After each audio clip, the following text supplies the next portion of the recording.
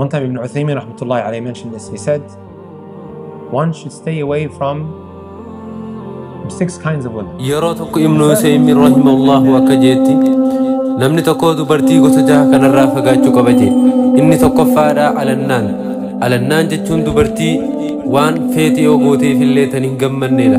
Waan baay'ee feete gootuufis tan komattu yoo kaa'u tan si harkatti busheessitu waan barbaadde mana makiinaa meeshaa mi'a qaalii feete bittuufis tan komattu yoo kaa'u tan hin gammanne tahumaa takkattuu hin hidhamnedha.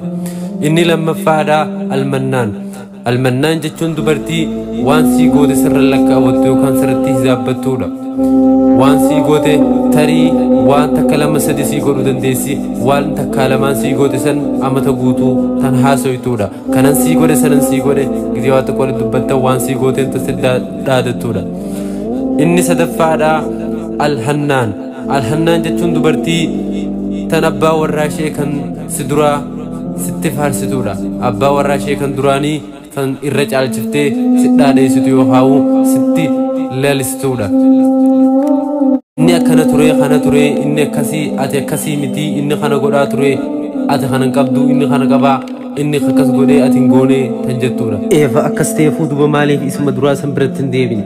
Inni afuraffaadha alhaddaaq jechuun dubartii ijji ishee guutuu waa'ee mi'a meeshaa bareedina jiru addunyaa ta'eedha.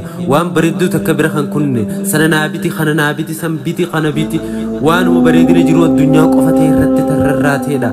Atis kana bitadhu jettee tan abbaa warraa ishee dirqisiiftuudha. Sana bitadhu kana bitadhu abbaan abaluu warri abaluu kana bitate atis kana nuu biti warri maarree kana qabaa kana nuu biti san biti kana bitettee tanuma waan bareedina jiru addunyaa tanarra rarraateedha. Inni shanaffaadhaa dubartii yeroo hunda meekaappiidhaan yeroo sii dabarsiituudha. Waan diddibattu artifishaala meekaappii kan dibata kana ifuma mimmiidheessuudhaan ta'e yeroo sii gubduudha. Inni dhumaa dubartii yeroo baay'ee waan hin malle waan hin taane waan faayidaa hin qabne odeessituudha. Dubartii yeroo hunda waan faayidaa hin qabne waan bu'aa hin qabne waan bu'aa takka hin qabne dubbatu yeroo hunda haasoytuudha. Waanuma bu'aa hin qabne qofa tan dubbataa ooltuudha.